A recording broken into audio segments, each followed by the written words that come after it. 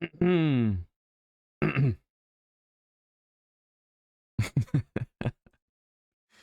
going on? What's going on, everybody? Welcome, welcome. What's up, chat? Welcome back to the stream. How's your weekend?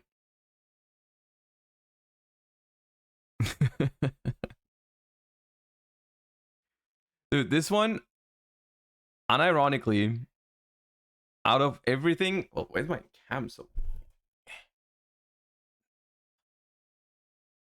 out of all of the things I've done, this is the most surreal one, man. This is actually the most surreal one. But, well. What is the copy pasta, by the way? What is that copy pasta?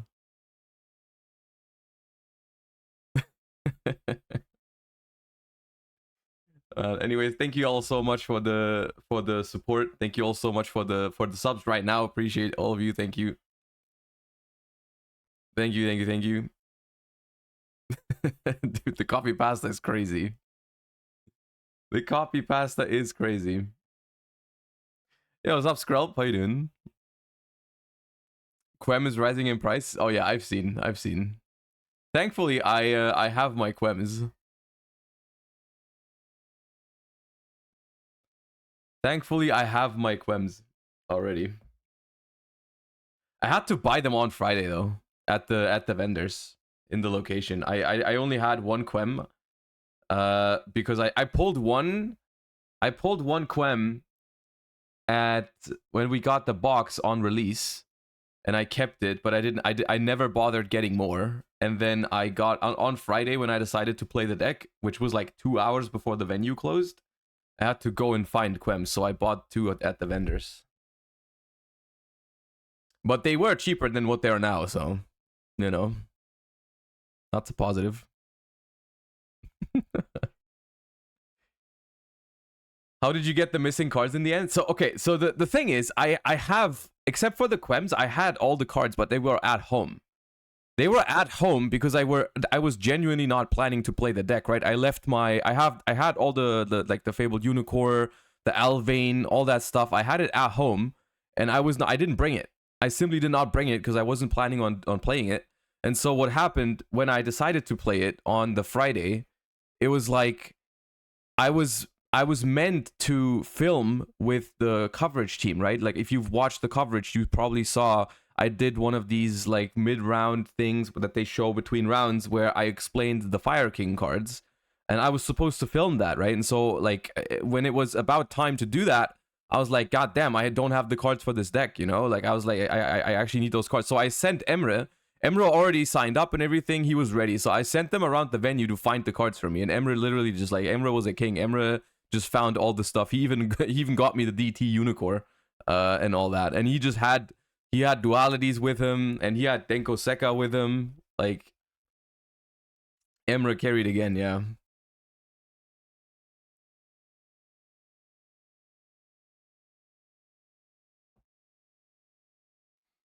So yeah, when I like it was double messed up because, or like it was triple messed up. Okay, so the first thing was that I didn't bring all the cards that were supposed to be in the deck because I didn't plan on bringing it. The second messed up thing was that I learned about duality in this deck on the Friday. Like literally, I talked to Dinkabui at the venue. I was like, I'm thinking about playing this runic deck. I was like low key hoping he was playing it too, right? But he wasn't, obviously. And so I was just like, do you have any ideas or anything? Because it's actually the funny thing is that no one, or like a lot of people don't know this, but like everyone thinks that this deck is like an invention from like I don't know who exactly it was, but there were people that posted deck profiles from like regionals a couple weeks ago, right? People don't know that Dinkabui played this shit at Worlds 4 months ago. Right? Most people don't know that because I don't think he ever made a deck profile. And his list was slightly different, but he played like Quem, Bestial, Runic at Worlds. He played Super Heavy Samurai in it. as well, but it was like he had that idea like 4 or 5 months ago. So yeah. I believe it was I believe it was his idea. So I talked to him about it, right? And he was like, you should play Duality, and I didn't have that with me either. Obviously, like I didn't have Duality with me. I didn't have Alvane. I didn't have the freaking Fabled Unicorn. All that, right? I didn't have that, so I had to find that too. And then I thought I had a Bestial Aluber with me, so I didn't bother finding another one. And then I noticed in the hotel room after I signed up, right? I signed up for the event. I left the venue, went to the hotel room to sleeve my deck. I noticed I don't have a Bestial Aluber with me. I didn't have it. I thought I brought it. I didn't bring it. And so I had to freaking Saturday morning, I had to go to the venue earlier to find the Bestial Aluber because I didn't have it. And I like woke up like 30 minutes earlier or an hour earlier, went to the venue right when it opened, and freaking bought a Bestial Aluber. Like I went through the bulk binder at one of the vendors and found a Bestial Aluber. So yeah, that was that. So a lot of stuff like that. What that happens when you literally decide what to play on the Friday, because when I said I decided what to play on the Friday, I mean on the Friday. I brought multiple decks with me, and like this wasn't even built. Like I had multiple decks built to test on the Friday, and this was not one of them. I didn't even have it built. It was just in the back of my head of like I think this deck is cool, but I didn't actively plan on playing it until the Friday, and I just like it was just like I sat there playing with Pack. After meeting him for the first time, I was testing a little bit with Pack because I told him I'm this close to playing Vanquish Soul, right? And so I sat there playing Vanquish Soul against Pack. I 6-0'd him, by the way. I may or may not have shifted him like 3 or 4 times though, but yeah. So I was this close to playing Vanquish Soul at the event. And then I don't know. I sat there playing against Pack, and then I was like, well, I did win all these games, but I felt like I had to get very lucky to win all of them, and I just couldn't bring myself to do it. So, just in case anyone's wondering, last week I told you I was between like there was like 2 tier 1 decks I liked, and there was 2 kind of like for fun, or like not for fun, but like 2 out of the tier 2 decks that I really liked. And I would play them because I really like the way they play, right? The 2 tier 1 decks I was talking about were Lab and Unchained. So I brought a Lab deck, a full Lab deck as well, because I wanted to. I was thinking about playing that. I decided relatively early on that I didn't want to play. I didn't want to play, what's it called, Unchained. I decided not to play Unchained on like the Wednesday or Thursday.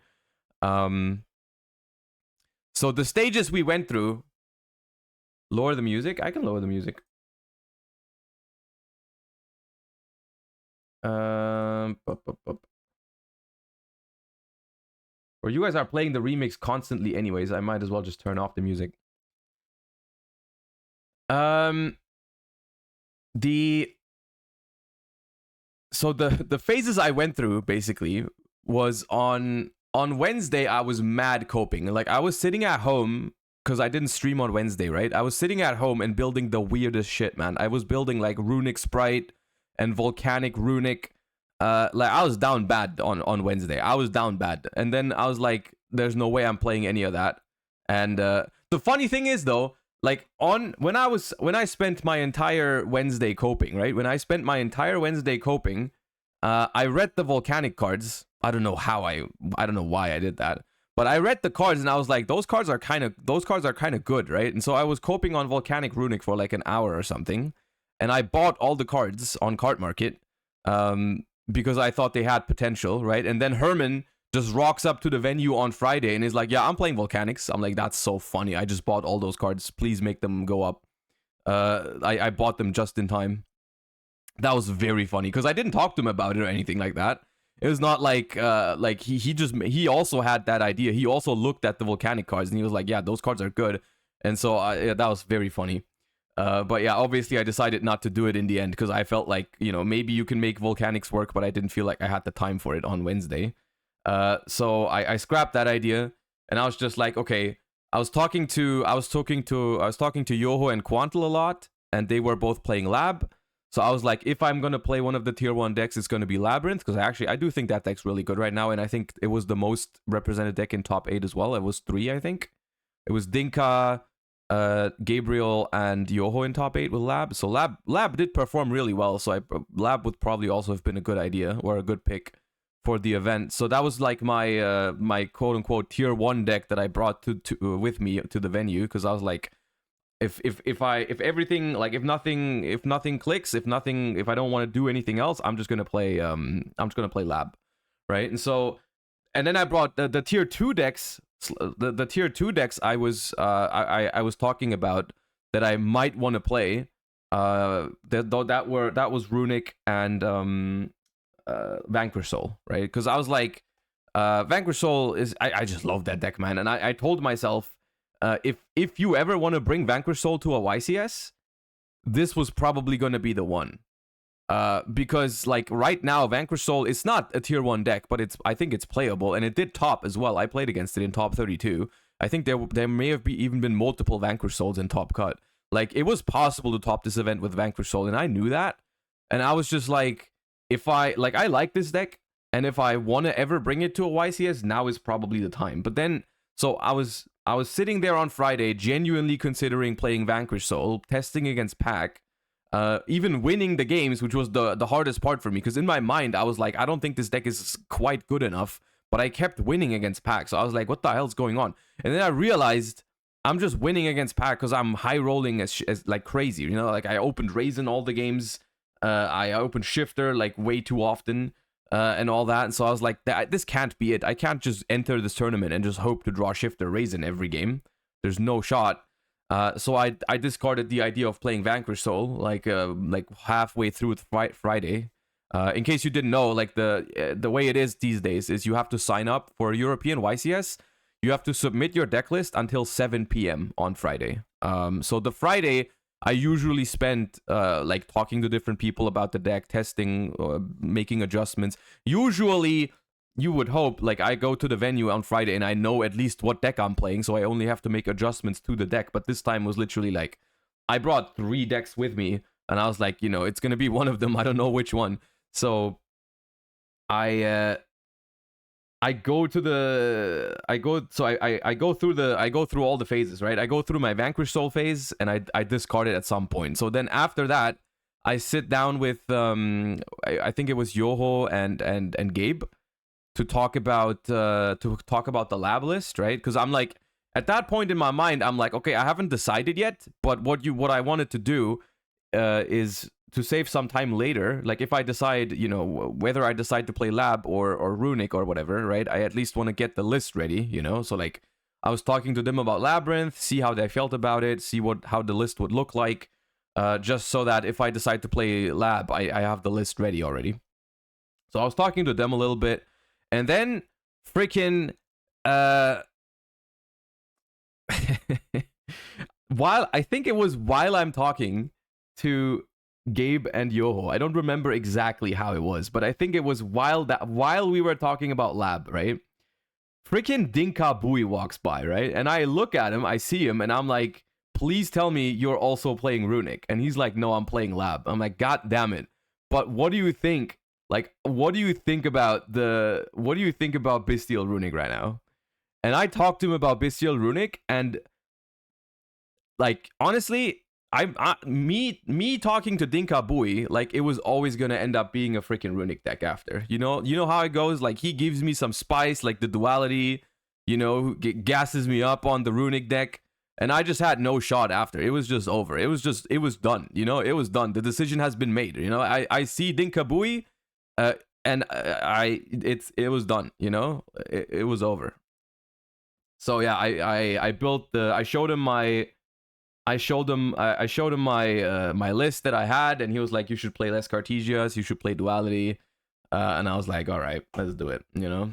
And then, you know, I finished the list, Like I said, then I had to do coverage, right? I had to do coverage with the guys for the Fire King thing. So I sent Emre to get all the cards, and he did get everything. So shout outs to Emre as well. But yeah, it's a really unfortunate timeline for Dinka as well, because he basically I don't want to say gaslit me into playing it, but he definitely helped me making my decision, right? And he gave me some of the insight into the deck that I needed to make to have the courage to just submit the deck list, right? And then I play against him in top 4, and it's a freaking unwinnable matchup for him, pretty much. Like, this deck, if there's any deck in this format that you almost can't lose to, is freaking like Labyrinth. Like, this deck destroys Labyrinth. Like, he won game 2 because he eradicated me for 5, but we don't talk about that. But like, he hard drew it too, because you can't really search it because I can chain block the lady every time. But he hard drew Eradicator against me in game 2. But like, other than that, like, the only way I lose to Lab is by Eradicator or by bricking, like I did against Yoho in game 1. Like, literally drawing, like, what was it, 4 Bystials and a Duality, which is like awful. But yeah. So yeah, that's that.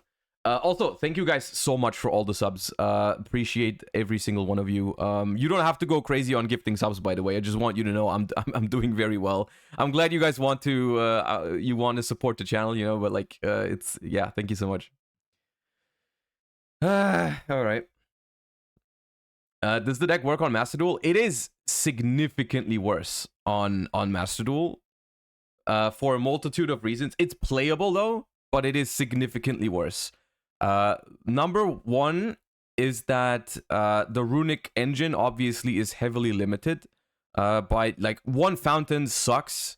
All the good runics are like semi-limited and all that. Like, it's the runic engine is heavily hit. Then on top of that, freaking the extra deck is also much worse. Do we have Sleipnir? No, right? We don't have Sleipnir yet. Hold up, I can also, you know what, I reworked my thingy. We can talk about it this way. You don't have Sleipnir yet, right?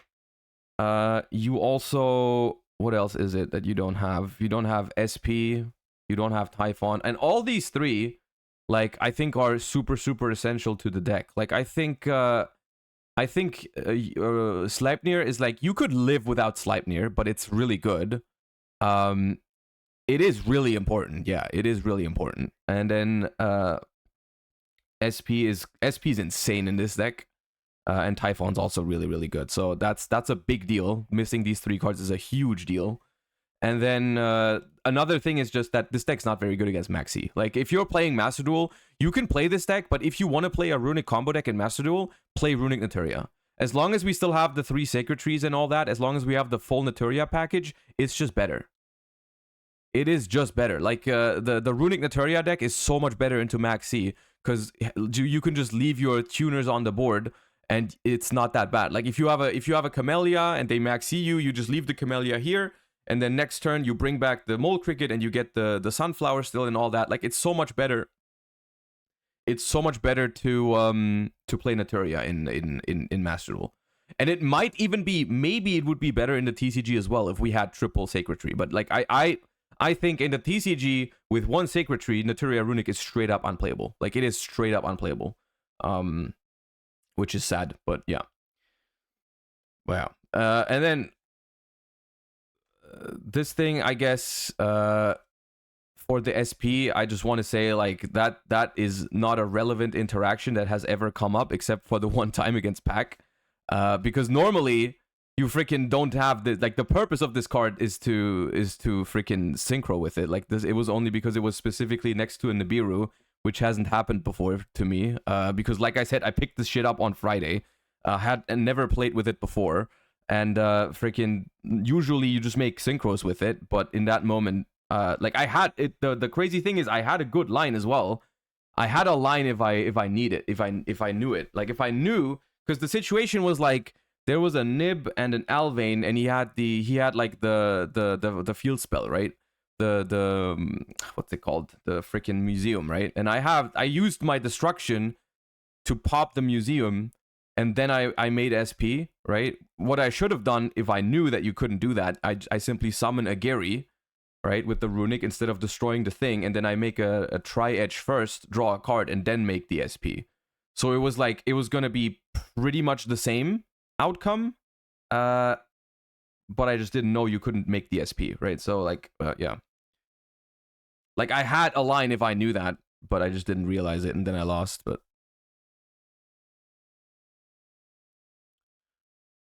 But yeah, I mean, the main purpose of this card is to synchro summon anyways. The main purpose is to synchro summon anyway, so that doesn't really matter. It doesn't change anything about the deck, but yeah. I guess, I don't know, should we go through the deck? Because I have made a deck profile anyways. You can go !YouTube if you want to, but like, I don't know, I guess... One thing that's funny that we can talk about that is that, and that's something that Vlad brought up to me, is that if you don't play fusions for Cartesia, you don't need to play Cartesia in this spot. You could play, like, there's a like Iris Sword Soul or whatever that has a different graveyard effect than Cartesia. I guess Cartesia is probably still the best one. But I just kept Cartesia in it because, like, the standard version plays 3 Quem, 3 Cartesia with Grand Guignol, right?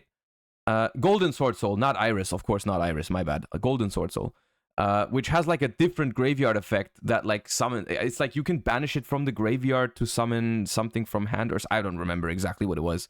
But and there's also freaking you could play Ecclesia, right? You could play Ecclesia, the Sword Soul one, because it's actually, I think it's better going second than Cartesia, because you can simply special summon it from hand, right? Like, it's just an extender going second, which is an interesting idea, right? Like, freaking Ecclesia, if you never use the fusion effect of Cartesia, they basically are almost the same card. The only difference is that Ecclesia you can special summon from hand when you go second and your opponent has monsters, and Cartesia you can special from your hand if you have the Albaz in the graveyard, right? Which I think is harder to set up than just going second, right? Like, I think Ecclesia might, honestly, in this version of the deck, it might be better to play Ecclesia, but it just didn't occur to me to take out the Cartesia. It was just kind of like, I you know, like I said, I had been playing the version that had been 3 Quem, 3 Cartesia, so I just took out 2 Cartesias and kept one. But you could actually, I think you could play Ecclesia here, like, realistically. Yeah. And then I don't know what else to talk about. I mean, the deck profile, I think, is relatively in detail, so just go !YouTube. This one's cuttable, I think. This one's cuttable. I guess we can talk about Ash again. The Runics, I guess we can talk about these two. I guess, I mean, this part of the deck is really standard, but like, Double Regained, I was a fan of. But I want to say, like, the reason why I main decked 2 is because it's much better. Like, if you only play 1 and you draw it, it's awkward because you don't get the free value off of Lubellion. And if you, like, the coolest part about playing 2 is that if you do draw it, you can just discard it for Hugin and you don't care. Because you have a second one anyways. And also, very, very often, just drawing this card, because it just replaces itself as soon as anything gets banished, like any light or dark gets banished. I will say, like, I just never really, like, hated drawing it, because I would just draw it in a lot of matchups. I would just activate it, start doing runic stuff or bestial stuff, and just it replaces itself anyways. And then you just have this card on the board, it has replaced itself, and it just gives you value from now on. So I like the card. I will say, though, I sided out 1, I want to say, every single time.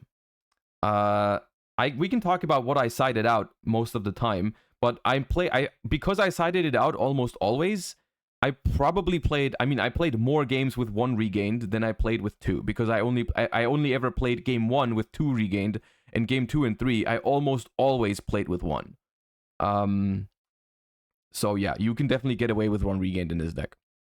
Yeah, Duality, once again, shout outs to Dinka Bui for telling me about this card.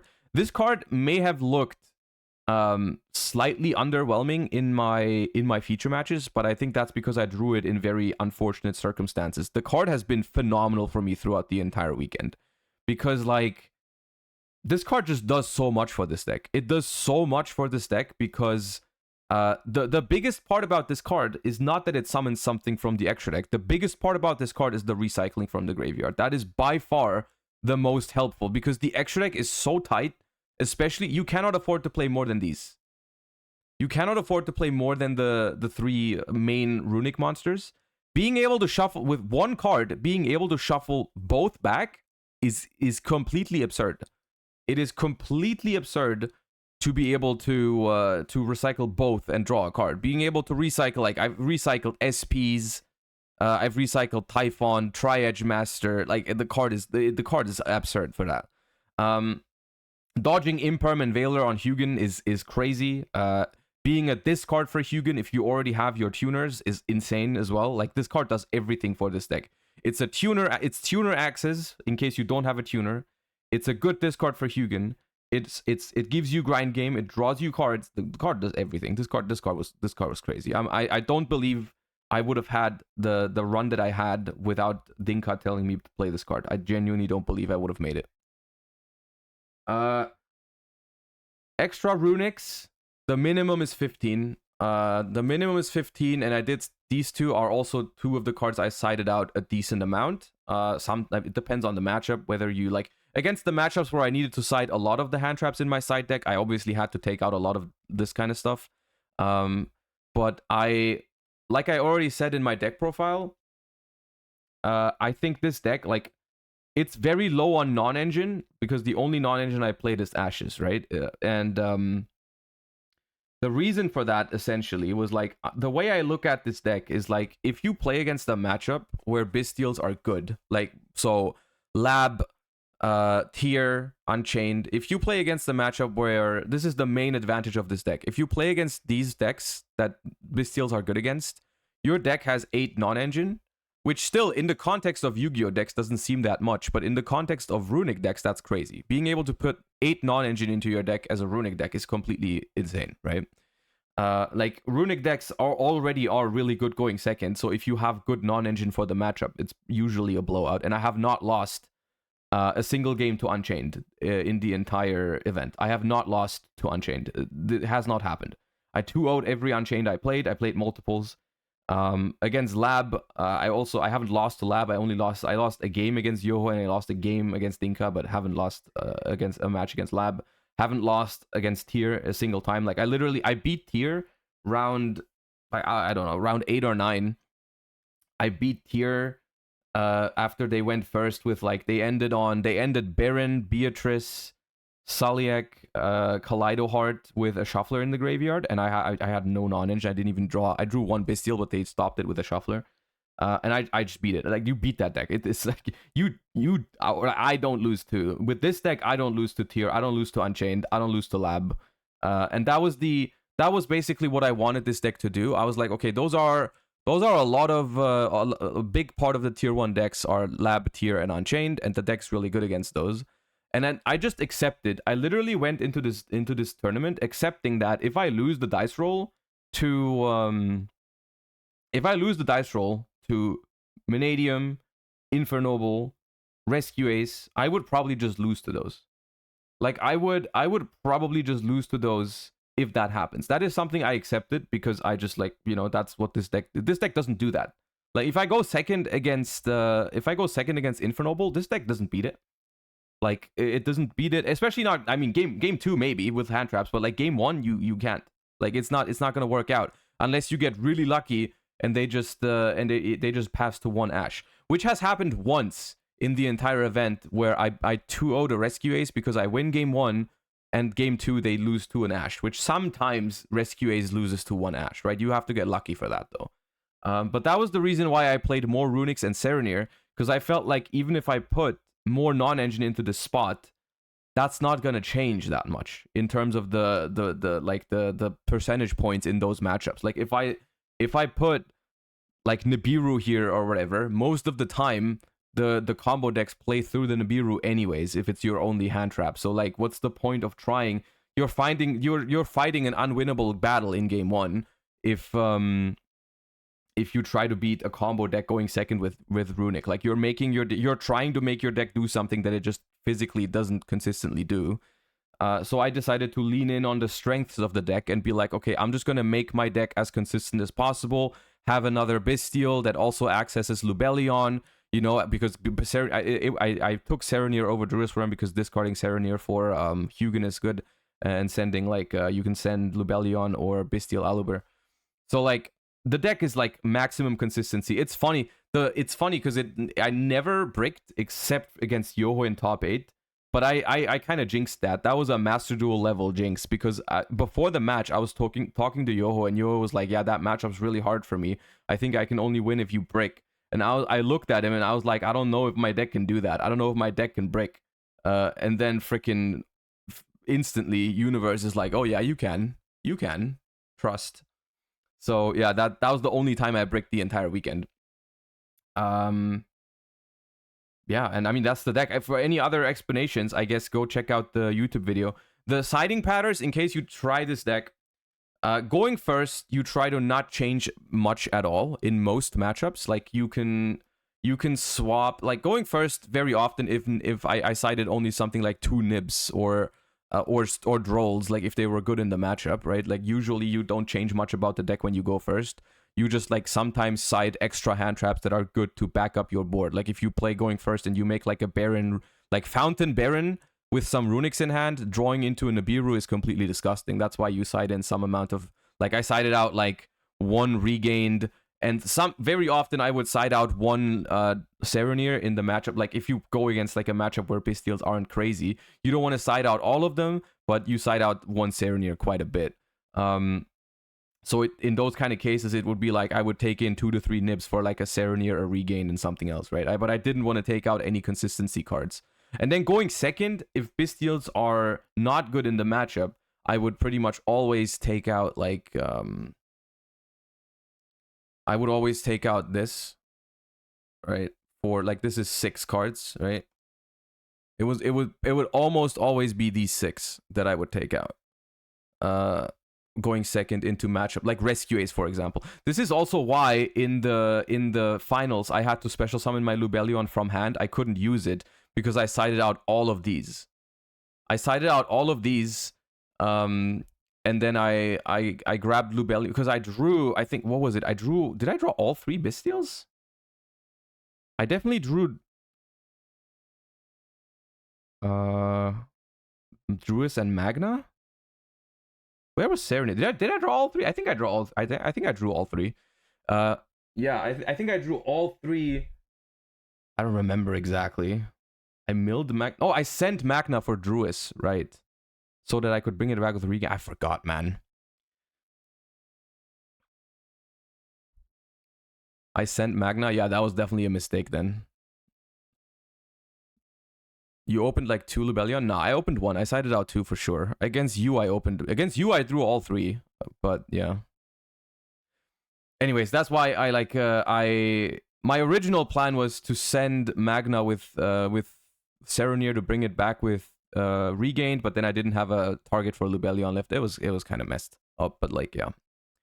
But this is what I would usually do. And then it depended on the matchup, right? It would pretty much against, like for example, against Unchained, it would be this, right? Against other, sometimes it would be this, sometimes it would even be this. Like if I had to side 9, like against Infernoble, for example, you would take out some amount. You have to take out some amount of Runics and just hope that because you go second and you have an extra card, right? You draw like what's it called? I would probably take out the Serenir as well then, like something like this, right? Against Infernoble going second, right? You would just have to side out some Runics with the logic that you like with Phantasma in your deck and going second you get an extra card. You can afford to side out some Runics because you're gonna draw more. Like you're more likely to see enough Runics anyways. Like going first, you always want to have the 17, but going second with Phantasma in your deck and drawing 6 cards, I think it's all right going lower, right? And so this is what you would do against something like Infernoble. which doesn't make the deck that bad post side. Like that's something I noticed. Like post side against the combo decks, I wasn't even that. It wasn't that bad. Like I've beaten some of the combo decks post side, with these 12 cards in my deck. Like it wasn't that bad. It was all right. But yeah, Phantasme was insane for me. By the way, I have not lost a single time I opened Phantasme going second. Phantasme went crazy. I'm so glad I was able to play that card again. I missed that card. That is probably my favorite card from 2019. Or like one of my favorite cards of all time anyways. Like I was so happy to be able to play Phantasme.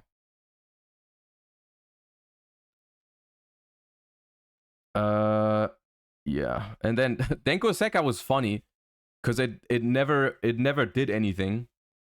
But the idea was kind of cool, I suppose. It's very copium. But the idea was basically I was sitting there and I was looking at my deck and I was like, okay, game one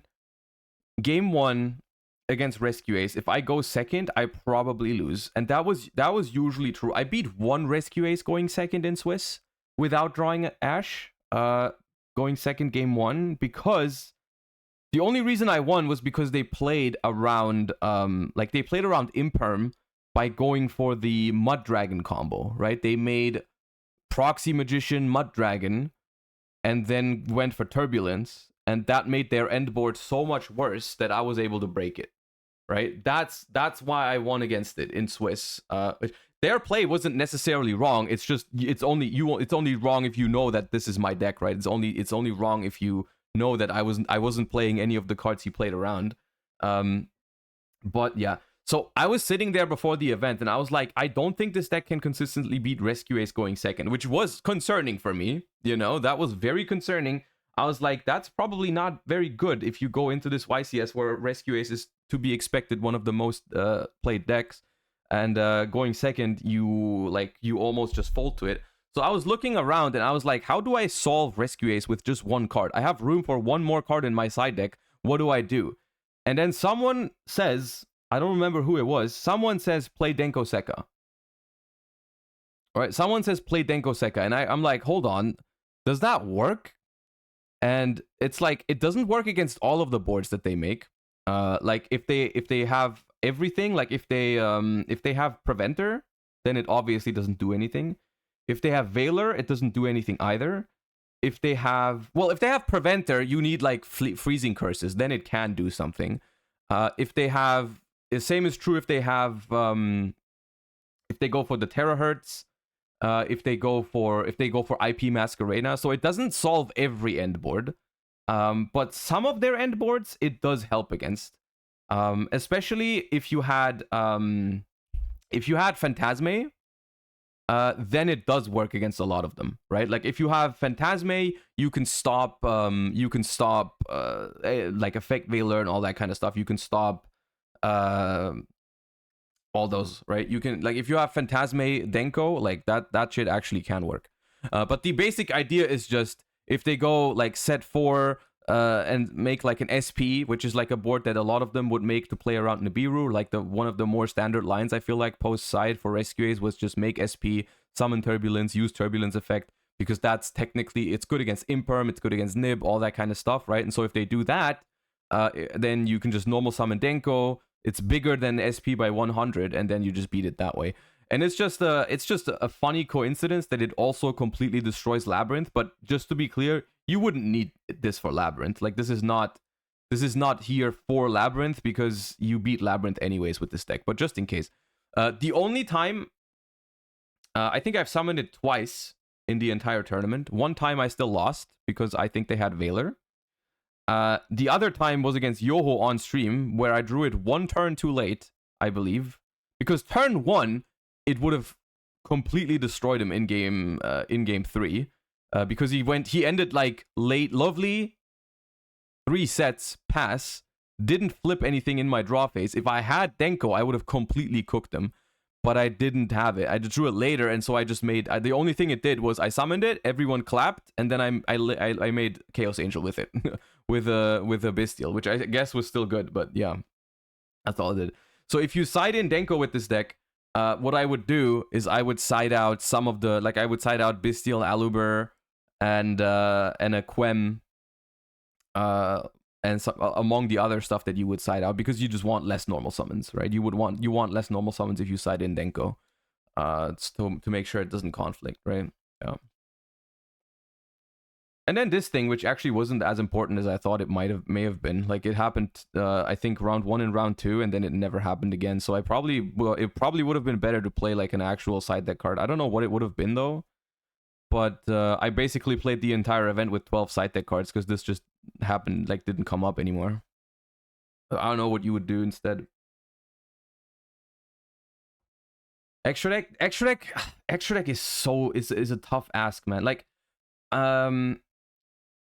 the thing is, I will say I like Grand Guignol. I like the Grand Guignol package because it gives you the option to do something with your Cartesia. Like, I like Grand Guignol in this extra deck. I simply don't think you can cut anything. Like I said, I would not cut the duality.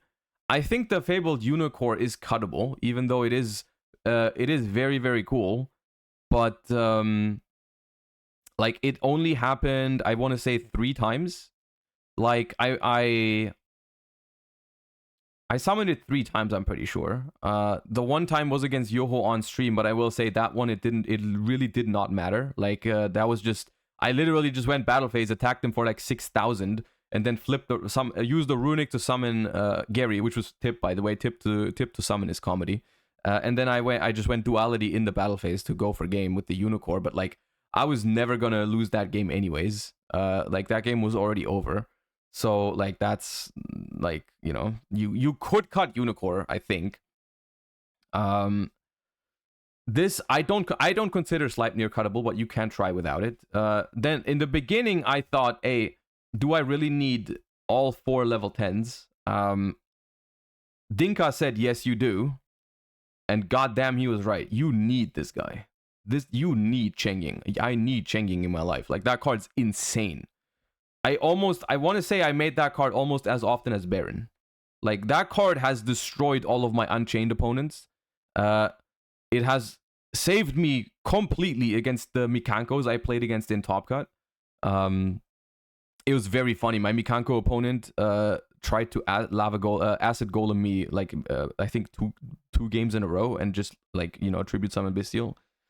But it's like, even after I broke the acid golem lock, it was just a very grindy game where, like, dealing with the freaking untargetable Mikankos is very painful if you don't play Cheng-Ying.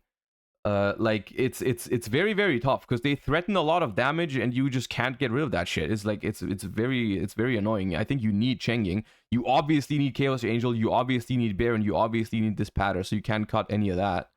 Obviously can't cut any of these. If you keep playing duality, you can't cut that. This one is also necessary. It didn't come up for time, I think, except for 1 time. But like, this card I summoned, like, I genuinely summoned this guy like 5, 6, 7 times throughout the event just to clear a board without a battle phase. Like, it's the same reasoning why I played it at Master Duel Worlds in Naturia Runic, even though we didn't even have time rules at Master Duel Worlds. Like, it's just genuinely good in any Synchro Runic deck because you don't have a battle phase. Being able to summon a monster that just says Raigeki is just great. And then being able to loop duality into it is just a bonus, right? Like, being able... Sometimes, unironically, I dualitied not because the monster I summoned was good, but simply because I wanted duality to go into my graveyard, right? Sometimes I just have a Lubellion vibing on my board, right? I have a Lubellion vibing on my board. Where's Lubellion? Where are you? There. Right?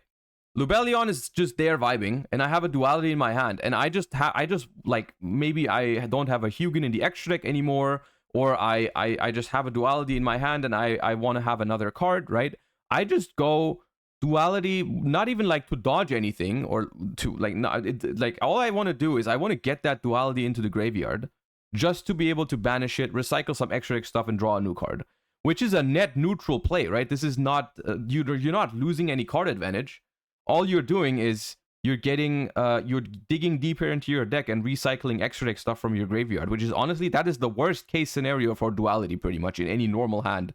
And the cool thing about this too, and that actually mattered a lot, is if you do this and then summon a Hugin, that's a light plus dark Chaos Angel rather than a light Chaos Angel, which is important. The same is true for this combination, right? Except for like this is light and dark and this is not light and dark, right? So like the Chaos Angel is a lot better because of duality, because you can swap the attributes around, which is cool. So I don't think this is cuttable. No shot. And I mean, this also isn't, right? And this is the reason why I don't think you can play Grand Guignol in this deck. I quite simply, I like the card, but I don't think you can play it because you simply cannot cut enough. Because even if you decide to cut these two, I don't think Grand Guignol plus Lulu Valith is enough. I think the most important card, if you want to play Grand Guignol, is you want to play Garura as well. You want to play Garura as well because the freaking, like, drawing a card is just too clutch. It's too important. Like, this deck, runic decks are very, very often in situations where you just need to keep the runic flow going. Like, you need to draw more runics, right? And like, if you whiff on a runic draw, very, very often you just need card effects that draw one card. That's why these level 6 synchros are the best ones for this deck, right? That's why duality is so good, all that, because you're just getting the one extra draw in a runic deck is not drawing one card. You're drawing multiple cards because every runic draws more cards. And so you just need to make sure that does not stop, right? That it doesn't stop giving you, like, you need to keep going, right? And so that's why I think if you play Grand Guignol, you have to play Garura, and you also have to play Lulu Valith, which is already 3 slots. And that's just, I don't think that's good enough. That's also the reason why there's like nothing crazy like Dragoon or anything like that. You know, like, it's just, the extra deck doesn't have the space, and I value the utility from all these, like Typhon, Sleipnir. I just value the utility way more than having a Cartesia play that I don't need, because Cartesia is already a tuner. Like, Cartesia already summons powerful cards from your extra deck, and because it's a quick effect, people respect it anyways. Like, people don't know that you don't play a freaking they can never be sure that you don't play a Grand Guignol. So like, if you go like summon Cartesia, summon Hugin, activate effect, like they always have to think like, oh, do they play a target? Can they dodge my imperm or can they not, right? There's one card that I thought about playing, but I didn't do it, but I think that would have been really good, and I'm not sure if I would take the Unicorn out for it, but I might, and that's the Centurion Synchro. The Centurion Synchro is, I think, very good for this deck. And I was thinking about it on Friday. I decided not to do it, and I think it would have come up a couple times, because it helps you in a very specific situation, and that's this one. This is the only thing that you can't really turn into anything meaningful in this entire deck. And being able to summon, because this thing is generic, right? Being able to summon a level 12 Synchro that not only draws a card, which is great in runic decks, but it also pops an opponent's monster is really nice, because you don't have a battle phase, right? And it's just like, being able to do that, I think that is very good. I think I would play Legacia moving forward. Well, you can make SP, but for example, sometimes your extra monster zone is already locked because maybe there is already an SP there, right? Or like in the finals, my Hugin got booked by Preventer, right? So like, being able to turn these into draw one, pop one I think that's strong. I think that is strong. I wish I played that. But the only thing I consider cuttable is like the Unicorn for it, probably. So you have to find out if that comes up enough. But like, I think that card's good. The other card I wanted, but I don't think you can fit it. I don't think it's important enough, but I missed it a couple times. Or like, I was like, I wish I had this now, but like, I didn't miss it in the sense that I never thought like, oh, I should have played it, because I don't think you can afford to, is Malong. Malong is cool because you can tag Bestials out, right? Like, because like I said, sometimes duality, literally, it's not about summoning anything crazy with it. It's literally just about getting it into the graveyard, because the recycling effect is so powerful, right? Like, if I have a Bestial on the board, right, and I have this in my hand, because I drew off a Fountain, or I drew off of Coral Dragon, or I drew off of Tri-Edge Master, and I really wanted it to be a runic, right? being able to just use this on a Bestial is like, for example, if I had Malong, I probably had better lines in game 1 against Yoho because I drew only Bestials and Duality. Being able to use this on a Bestial is probably a good thing. And Malong is like not even a terrible card because when it goes to the graveyard, it bounces something, right? So that's good removal. So that's yeah, I think Malong and Legacia would be nice for like this one just in general, and Malong for Duality would be good, I think, if you could. But like it's very, very tight, man. The extra deck is very, very tight. Like you get to summon all of the things multiple times because you can recycle all of them, but you still are limited by the 15, which is probably a good thing. But yeah. Baldrake was odd. I think you need to play the 1 simply because like mid-game establishing the situation where you have regained and you have like you have both Druis and Baldrake in circulation is really, really good, right? Like having like for one thing that would happen very often is I would have one of them in the graveyard, I would search one of them with Magnamut in the end phase, and then on their turn they go like summon, I go okay, Druis Worm, like regain, bring back Druis Worm, summon Baldrake, draw a card with regained, and then if they go into the extra deck I can like pop 2, right? And so I think Baldrake's necessary, but I sided out Baldrake a lot. Like against every like Baldrake was only in my deck going first after siding, unless it was against like Tier or Unchained or Lab. Like against the matchups where Bestials are really good, you keep in Baldrake, but like against all the other decks, like I would keep it going first just to be, because it's like the best Magnamut search, because it's an interruption on its own, right? But going second, I would side it out every time. Also, I will never forgive them for not printing all of them in Secret Rare. That's a freaking crime, but talk about that another day.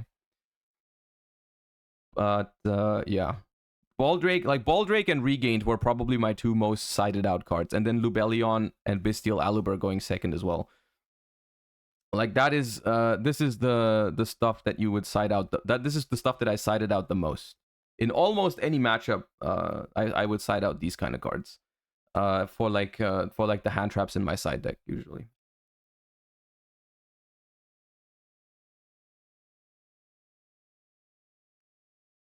And that is, I guess, it. I don't know. That's the deck. And like I said, honestly, out of all the things, out of all the freaking the YCSs I've won, this one feels the most surreal one, because I just want to emphasize this again. I don't think this deck is like an insane meta call or anything like that. I think this deck is good. I think the deck is very strong. Otherwise, I wouldn't have played it. Just to make that clear, I don't think this was it's not a for fun deck.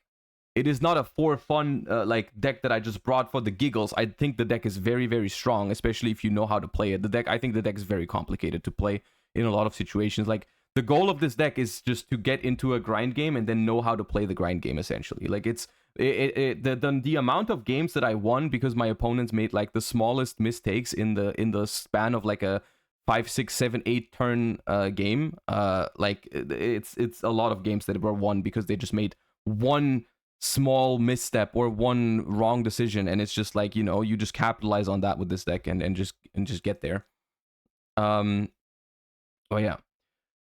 So this deck I don't think this deck is like insane. Well, I love it, but I don't think it's like an insane solution to the format, because it's just this current format, and I'll say it again, this current format is very, very like, it's not bad, but it is kind of rock paper scissory in the sense that like even if you're playing a tier 1 deck, right? Even if you're playing like the Labyrinth or the Unchained or the Tier or the Rescue Ace deck, you have good matchups and you have bad matchups, right? And it's like, if you go with Rescue Ace, yeah, deck is very powerful, but if you get matched up against Labyrinth, that matchup is relatively rough, and the Tier matchup is also not that good for Rescue Ace, right? And then Unchained is out there just slaughtering Labyrinth. So like, if you're playing Labyrinth, you don't want to play against Unchained, but you really want to play against Rescue Ace. If you play Unchained, you really want to play against Labyrinth, but you don't really want to play against like Tier, for example. If you play Tier, you want to play against like, you know, this and that. You know what I'm saying, right? You get what I'm saying.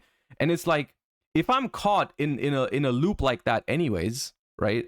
I can just play this because this is the same thing. Like this is like, okay, I want to play against Unchained, I want to play against Tier, I want to play against Lab. Beat all of those in the tournament. Did not lose to a single one of those. Do not really want to play against Rescue Ace unless, I mean, if I get to go first, I'm fine. Do not want to play against Infernoble because against those, I'm aware I need to win the dice roll. If I don't win the dice roll against Infernoble, like against Pack on feature, if I don't win that dice roll, I'm not beating Pack. So and I knew that and I accepted that going in, and I think that was probably the key to this event for me personally, is that at some point I just realized, hey, I'm searching for like a perfect solution that I don't think it exists, right? And so at some point on the Friday, I'm talking to people about Labyrinth, and I'm talking about like, hey, how do we handle this matchup? And people are just like, yeah, it's just a bad matchup, right? And I'm just sitting there at some point, and I'm like, dude, why does it matter if everything just has to hope to hit the right matchups or whatever, or just have to go first in certain matchups? I can just play the deck that I like the most, and so I did, and I got lucky, which you always have to do if you want to win a YCS. I think this one was probably my quote unquote luckiest one out of the ones that I've won.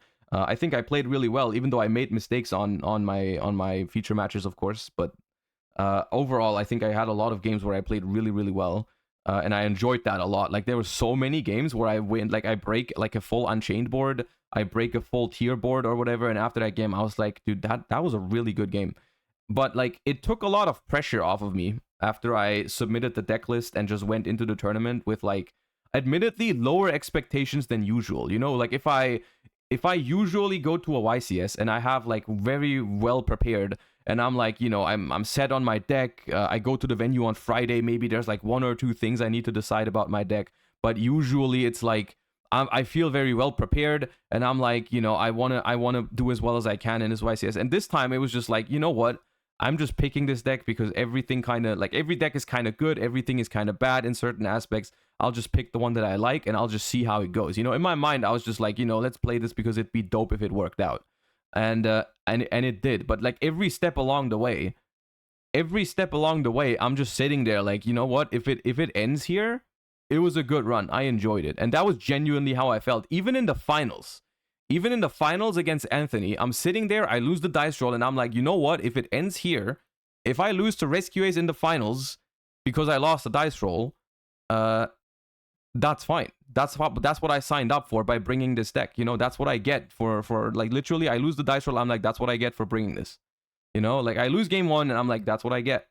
That it is what it is. You know, and then just like you know, of course I still try, right? You know, but like I was just sitting there and I was like, you know, like that's what I signed up for. But yeah, I mean, luckily it didn't happen like that, but.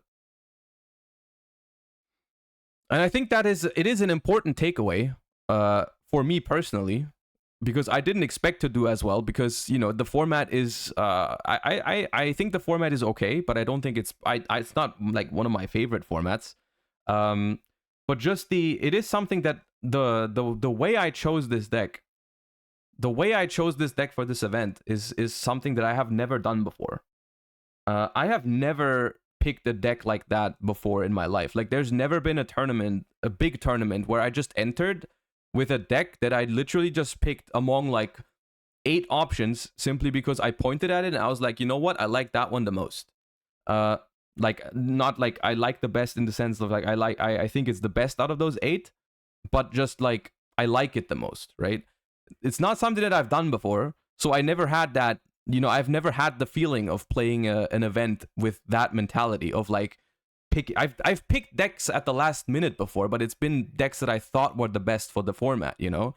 But like the fact that I was able to perform in this format with this is something that makes me feel incredibly happy, but it's also, I think, an important takeaway like that. Showing you can even win a big tournament going second. I mean, that is the one thing you cannot say about this deck, that it doesn't win going second. I literally, throughout top 64, I won 1 dice roll. I won 1 dice roll in top 64. And that was against YugioH in top 8, and I bricked game 1. I lost the dice roll in top 64 against Mikanko. I lost the dice roll in top 32 against Vanquish Soul. I lost the dice roll in top 16 against Simon He on Mikanko. I lost the dice roll against. I won the dice roll against Yoho in top 8. Lost the dice roll against Sting Kabui in top 4, and lost the dice roll against Anthony in the finals. Have you talked about the searching freezing curses against flashing fire? Yeah, that I messed up. I messed up because I literally forgot about I forgot that he had the reborn spell left, and that turbulence could just respond like that to my flashing fire. I should have searched freezing curses. I will say though, shoutouts to Anthony, because there was one thing that made me feel a lot better, and that was that I after game 1, because the situation was the following, right? The situation was I go end of battle phase, I go tip for flashing fire so that he can't chain IP to my tip, right? And then I go tip, target the I go activate a runic, he chains IP, I chain flashing fire on the IP, he chains the spell to bring back turbulence, and then on a new chain I go effect fountain, and he goes chain turbulence to pop it, and I'm like, god damn, I forgot about that. But then after, like, while we were before we sided, I asked him, did you have Ash? And he was like, yeah, I did. And that meant in my head, obviously it was a misplay, but in my head that still does something, because I knew at that point it didn't matter, right? Because he told me I had Ash anyways. I was like, okay, at least it didn't matter, you know, like, and that mentally it helps a little bit, because I was like, damn, I fucked up, you know, but you know, you take some like consolidation in the fact that it didn't matter, even though it was obviously still wrong to search the flashing fire, but it does help to know that that he had the out anyways to my fountain draw, right?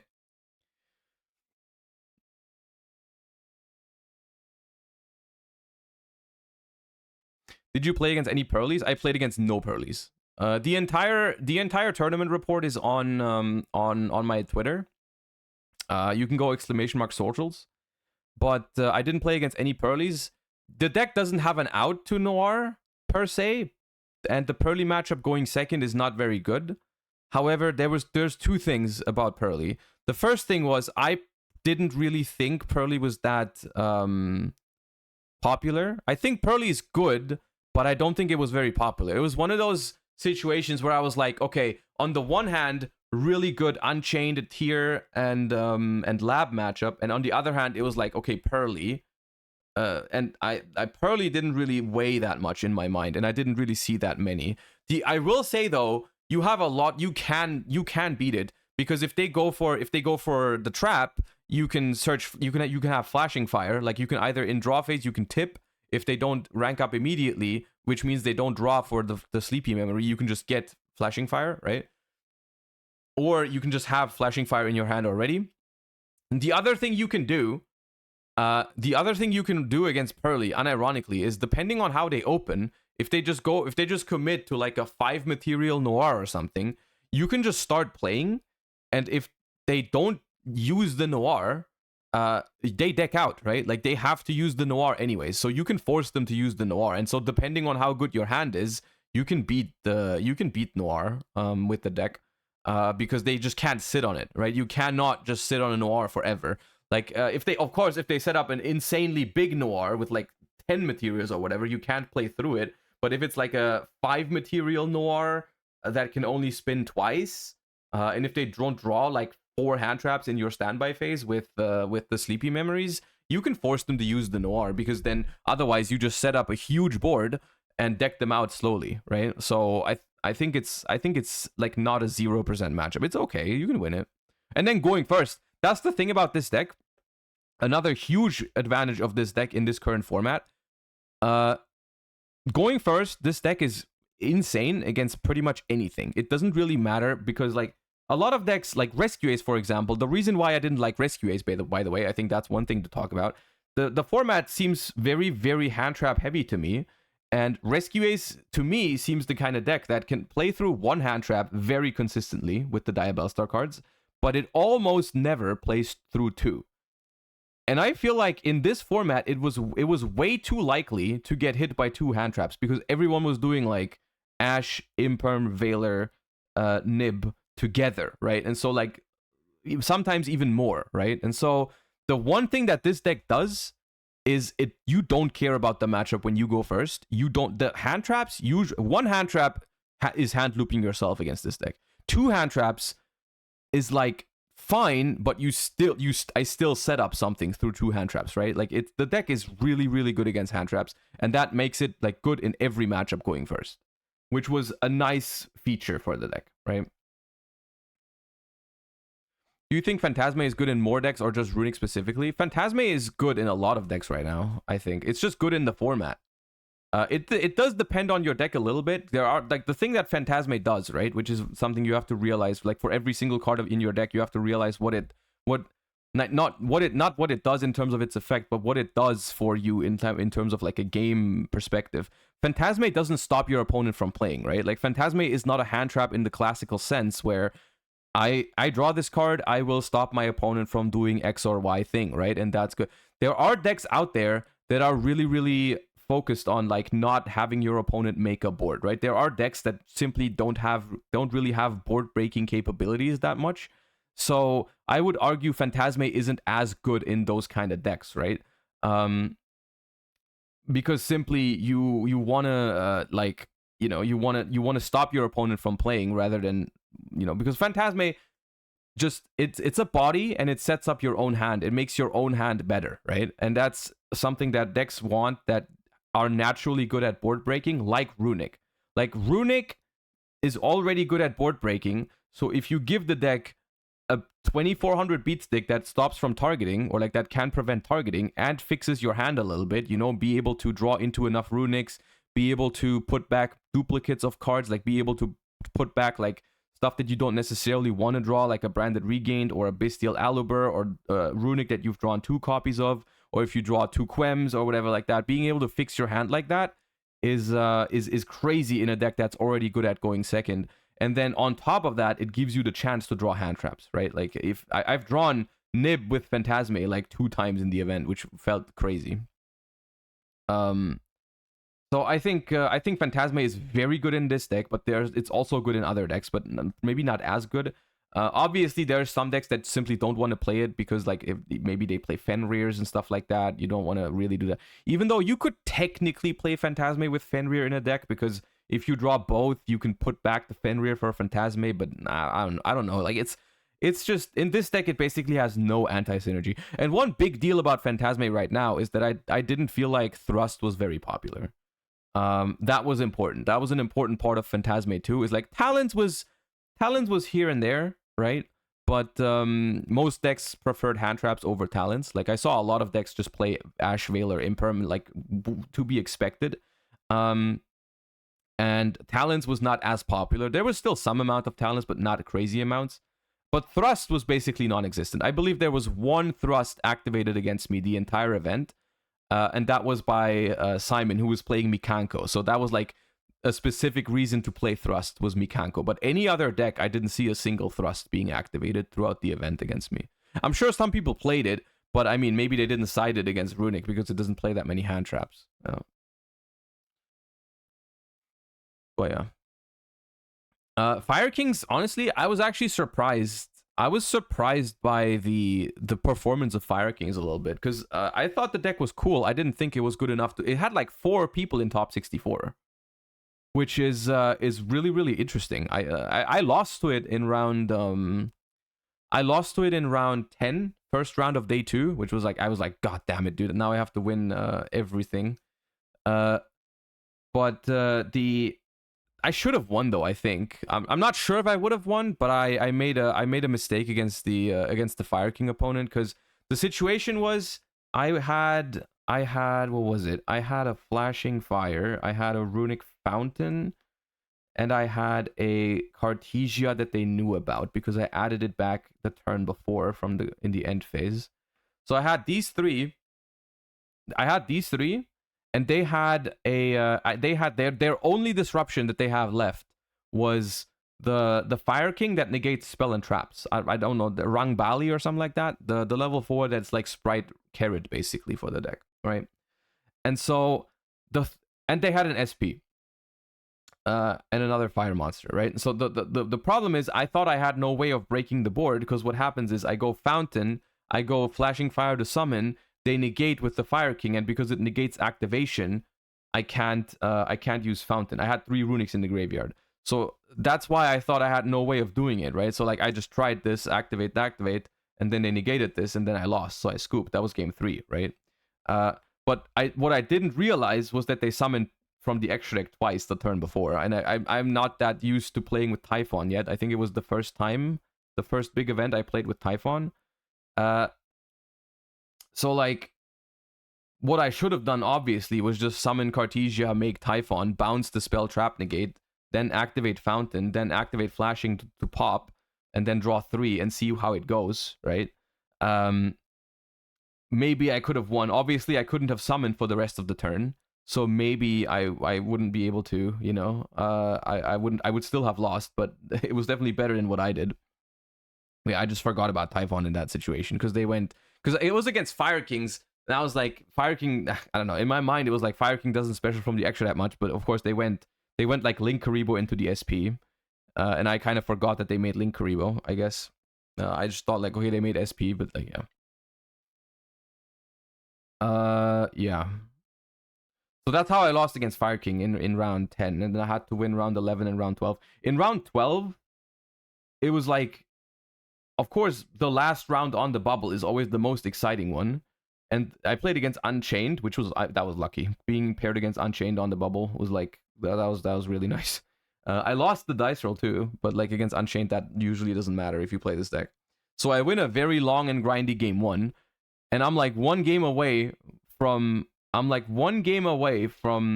making it into top cut, right? And game 2 was disgusting. Hold up, my hand game 2, going second, is like, I don't know which runics, but it's 2 runics. It's this, right? It's 2 Bestials, Phantasme, and 2 runics. And one of them was Magnum. It was crazy.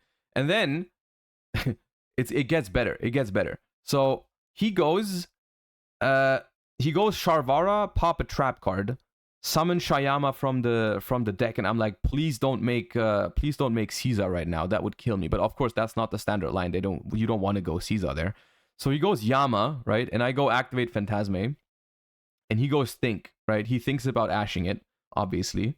Doesn't ash it, so I draw 2. And I draw... Where is it, man?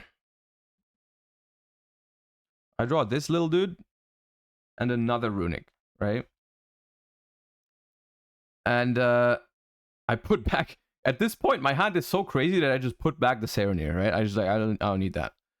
I just put back the Serenir. It gets better. It gets better. Hold up. So they have, at this point, they have Yama, right? They just made Yama. They resolve Sharvara and Yama. Sharvara sets the other trap card. They add Aruha, right? And they go Aruha on the trap card, summon Aruha. They not only trigger the trap in the graveyard, they also trigger the Abominable Soul in their hand, or whatever it's called. The 3000 dude that special summons itself when a card is destroyed, and you can discard 1 to destroy 1. Okay, so they trigger both. They summon Sarama from the deck. They summon the 3K dude. They have 2 cards left in hand. They discard 1 of them to pop my Phantasme, and I nib them on res. So literally, them summoning the 3K thing from their hand was like, they lost 2 cards from hand just to have a smaller nib token because they destroyed my Phantasme. So I summon nib, I give them the token, right? And they have the token and 1 card in hand. They have the token and 1 card in hand. They go, the last card in their hand is Ash, right? And because they haven't used the blue dog in the graveyard yet, that is technically still combo, right? That is technically still combo because what they can do is they can like pop their own Ash, summon the Shayama, and then use Yama in the graveyard to bring something back. So they set the Ash, they go Shayama on the Ash, and I nib and I magna the freaking Yama. So they pop their own Ash, the Shayama comes back, and they pass with a nib token and a Shayama, no cards in hand. End phase, I search Lubellion, right? And that's what they look at, right? I have nib, magna, these 4 in hand. They have a token and a Shayama, and I draw a 5th card. I don't remember what I drew, but like that was the most disgusting game I've played the entire weekend. I genuinely felt bad. Like they got rocked. They got rocked. That was insane. That I've never high rolled someone so bad, and I don't remember high rolling someone so bad in recent years. On the bubble game too. That was crazy. And so sometimes, literally, sometimes that is what it takes. Sometimes it does need to be your day. And that moment, I was like, God damn.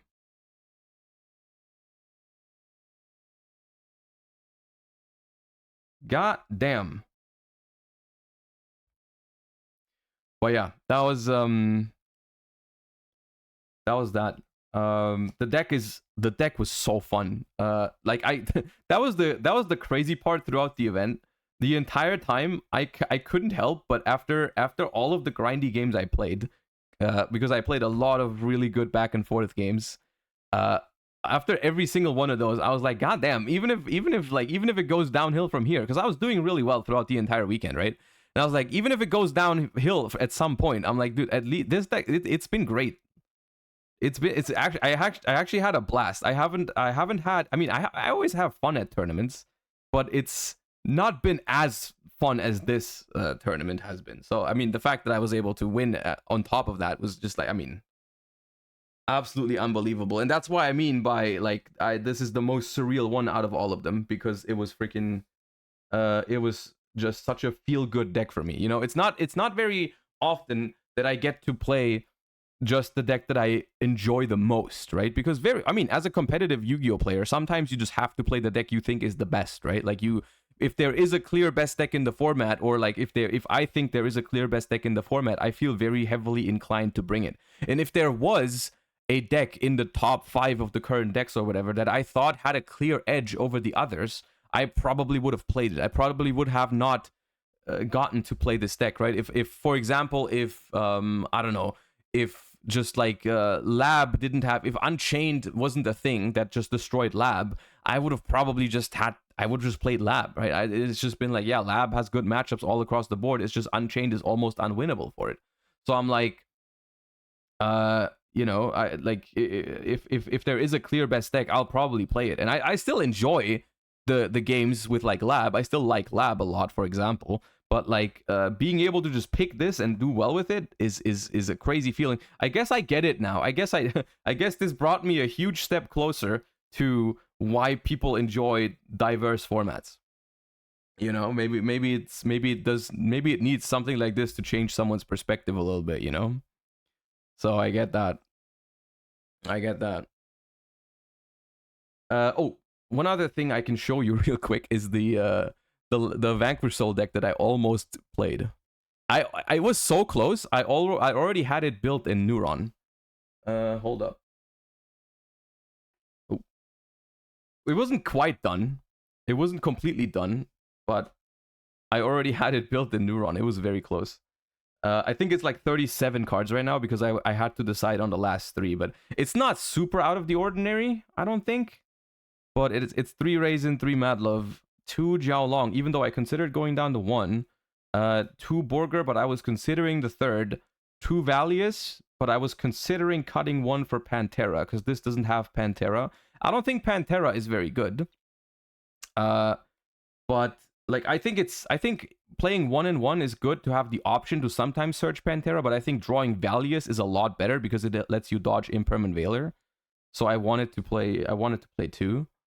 I obviously was going to play Fenrir. I was also going to play Wraith Soth because I think Fenrir is the best part about this deck.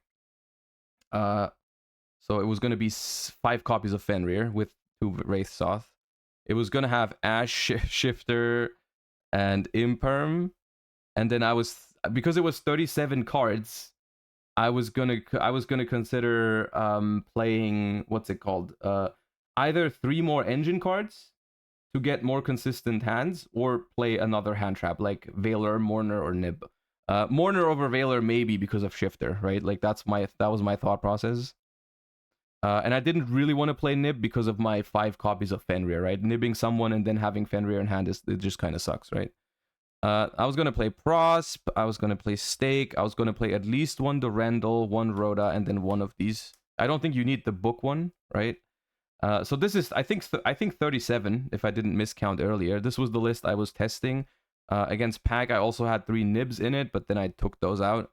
Cards that I was considering, like I said, I was considering a second Durandal for consistency. I was considering a third Heavy Borger. I was considering Pantera, or just more non-engine, right? 3 more hand traps. That was the list. Nothing. I don't think it's too crazy. I like the deck, but like I decided against it on Friday because I just like I liked this one more. I don't have an extra deck to show you because I mean this. Yeah, play that. You should play that. The lab deck I was testing, I also have it here. It's not complete because I didn't have 3 big welcomes and it's not sorted. But this is literally just Ryan Yu's list from Toronto Regionals, I think. Like if you want to that honestly that list is just very, very clean, and there's only some very minor changes you can consider in this deck. Like it's very, the list is very, very solid. I was talking to yugioh and Gabriel Nets about it on Friday because they were considering they played almost the exact same list as Ryan played for the regionals. I think they only added in the Ishizu shufflers, which I think is fine. But yeah, if you want to have an in-depth Labyrinth explanation, I encourage you to check out their profiles. I don't know if they have them posted already, but I assume they probably I mean, they played the list that I was going to play is very, very similar to theirs, so you can just check those out. That's that. Yeah, that's that is YCS Bologna, I suppose. Could not have gone any better, honestly. Like everything considered, could not have chosen a more fun deck and could not have gone better with that deck. So I'm incredibly thankful for that because once again, in order to win this YCS in this kind of format, you had to get very lucky. And I just want to emphasize that. I want to emphasize that I mean, you have to get lucky to win a YCS every time, but I think this one, it was particularly necessary. It was like there was only so much you could do with your deck for this event. Like there was no deck that had no issues, right? No deck that had no issues against other top decks in the format. You know, there were decks that had good matchups against Rescue Ace because they could fit a lot of hand traps, but they had bad matchups against the Unchained, or so there was other decks that had really good like my deck. My deck had really good matchups against like Tier, Unchained, Lab, but really bad matchups going second against like Rescue Ace and the combo decks and all that. And I think I just identified for myself at some point, you know, it's a little bit of roulette, you know, the matchup, like you have to hit the good matchups.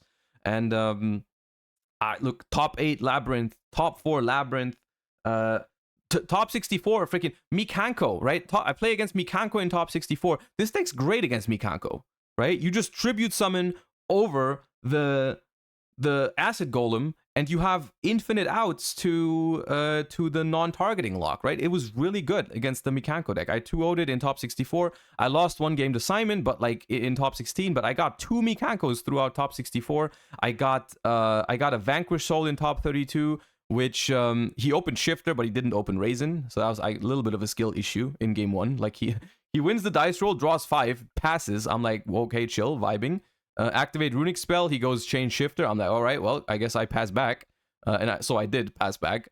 And then he draws and passes again. So I'm no longer under Shifter. So I was lucky. Like not only did he open Shifter, but not only did he not open Raisin, he also didn't even open like Mad Love. Like he just passed.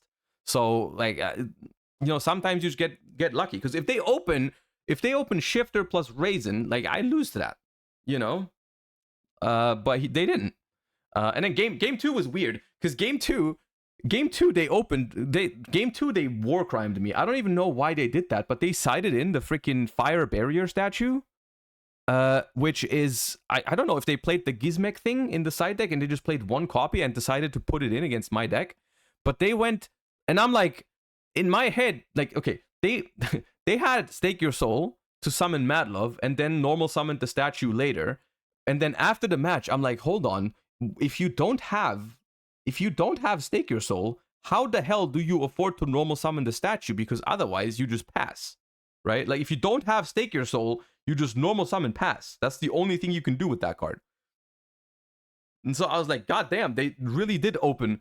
They opened Stake Your Soul plus the barrier statue. And so they passed on the rock plus the statue plus a heavy borker, which meant that I couldn't attack the statue. Like I couldn't attack the statue because the freaking rock says you can only attack the biggest freaking Vanquish Soul. But thankfully runic cards have text, so I just go Fountain, normal summon Quem, battle phase, in battle phase, tip for flashing fire the rock, draw 2, attack over the statue, main phase 2, cook him. But you know, still, what the hell is that? Why is there a freaking barrier statue in your Vanquish Soul deck and you just normal summon it? Oh yeah. Okay. Once again, thank you guys so much for all the subs. I appreciate the support. Thank you so much. Also, the support online has been absolutely insane. I appreciated that. I felt that during the event. You know, I felt the support. That was really nice. Can you flashing fire a normal summon? You can't flashing fire a normal summon, but I flashing fired the rock, not the statue. So you flashing fire the statue, which then in return means you can now attack whatever you want. Can you show prize card and trophy? I can. Prize card is here with his brother over here. Another verse collector. Hold up.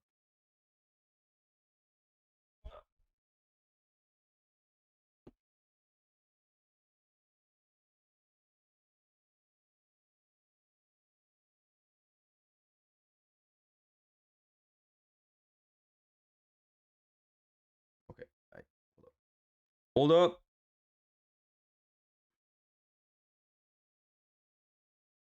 Ugh, there it is.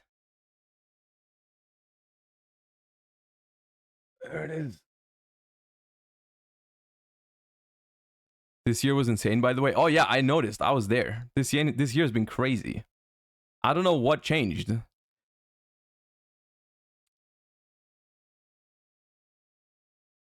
I do not know what changed, but this year has been insane. Like, actually insane.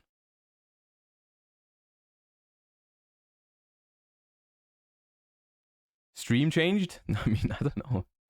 I don't know. Like, I like, the thing is, for this particular one, it's not even like it's because I've like put that much work into it or anything like that. Like because I didn't. Like I said, I turned up on the Friday, literally had not decided on my deck, had like 3 or 4 decks in my mind, brought like all of them with me, and had to decide last minute, and only decided for this deck because freaking I crossed path with Dinkabui.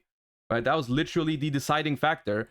The deciding factor for playing this deck was because I freaking met Dinkabui at the venue, and he told me about duality. Otherwise, I probably wouldn't have played this deck. And honestly, Dinkabui probably wins the YCS if he doesn't tell me about it, because he lost to me in top 4, and that matchup is just like, it was so unfortunate for him because the matchup is so bad for him.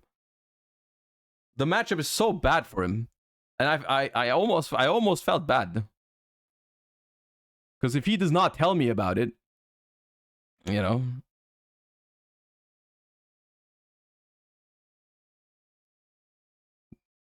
But only almost. I mean, it's hard to feel bad after making finals at a YCS, but like, yeah, it is an unfortunate timeline, especially since it's happened to me before. I remember, like, it was, when was that? I think it was 20. It's a long time ago, but that just made me think of it. There's been like there was a tournament. There was like a guy, I don't remember. They kept messaging me on like Facebook back in the day, like that's 10 years ago. That was doing Spellbook and Dragon Ruler format, and they kept asking for advice on their deck list, right? They kept asking for advice on their Spellbook deck list, and so I gave them some advice. Which, by the way, these days, I don't answer if people just message me for deck list advice, and I really don't try to be mean, but it's like that happens like 5 to 10 times almost a day. So please don't take it the wrong way. But if I don't know you, just don't send me a deck list out of nowhere. Like, it's not, I'm not trying to be mean, but if I answer everyone's questions about every deck, that's why I stream. That's why I do deck doctors and all that, you know. Just off topic. Anyways, the guy, I give him a spellbook deck list, right? I give him a spellbook deck list for Euros, and I play against him in top 64 at Euros, and he just cooks me with spellbooks. Like, Jaugen locks me twice. Jaugen locks me twice, and I'm out of the tournament. That was kind of the same feeling.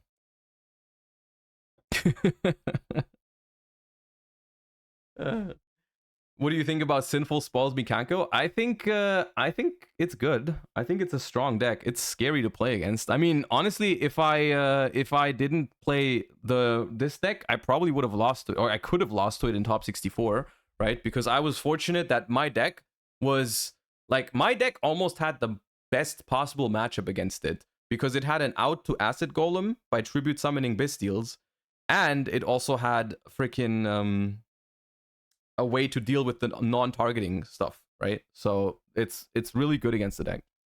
Pack is in chat. Wait, I missed that. Oh wait, Patrick just subscribed. Yo, what's up, Pack? Are you back home already? It was nice. It was very nice meeting you this weekend for the very first time. And congrats on being in the top 8. I told Pack, it's kind of messed up. I told Pack before top 8. They told us that if we both make it, like if we keep winning, we meet in the finals. So I told Pack, see you in the finals. He wasn't there. I show up. Where's Pack? Where was he? I told him let's meet later, and he dipped. He was dodging.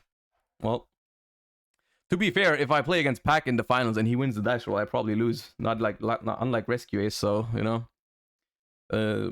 Probably better that way. Probably better that way. Who did you lose to, Pack? In top 8, which of the ones? Because it was, who was it? I played against Yo. Oh, Anthony. Okay. Anthony.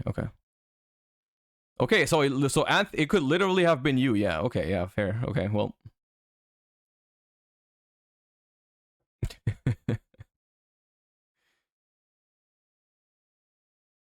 Did you consider playing Incredible Ecclesia and Albaz? I don't think you can fit the extra deck stuff for Albaz. I mean, like, you're right. It would be, in theory, it's cute to be able to summon like an Albaz on your opponent's turn, but then you have to fix your extra deck cannot handle that shit. Your extra deck, there are things that are neat in theory, but your extra deck simply cannot handle playing all of those cards. Granted, maybe you can get away with just playing the Mirror Jade, but then you'd still have to like cut duality and all that. And I think Albaz being a hard break also isn't great. But I will say, I talked about it earlier already. Where is it? That is something that I have not even considered at all. But if you don't play Grand Guignol, there is a realistic chance. I'm not sure. I'm not 100% sure, but there is a chance that Ecclesia is better than Cartesia. Because if you don't play a fusion monster that you can summon with Cartesia, basically that part of the effect doesn't really exist. So the only difference, they both add themselves back in the end phase. So the only difference is that the special summoning condition for Cartesia is that you summon it from hand when you have Albaz in the grave, and Ecclesia you can summon it when your opponent has more monsters, which probably makes it better going second, the Ecclesia, right? Like, even if you don't play a target for the Ecclesia in your main deck, like, you could play it theoretically and make it and play it. Of course, I think there is some implications, because if you play Cartesia, even if you don't have Grand Guignol in your extra deck, your opponent, you know, they don't know that for sure, so they might have to respect it. So I think it's fine. There's even another one. You could even play the Golden Sword Soul. Yeah, the Golden Sword Soul also has implications. The problem with the Golden Sword Soul is that it doesn't add itself back in the end phase, which is kind of annoying, right? Not being able to add it back in the end phase is definitely a downside. But yeah, I think Ecclesia might be better than this. Honestly, it could be. It could be. Because going second, drawing like if you draw like I mean I guess if you draw Quem plus Cartesia, as long as the Quem resolves, you can still send the Bestial Aluber and then still special the Cartesia, but just being able to lead with Ecclesia is kind of nice.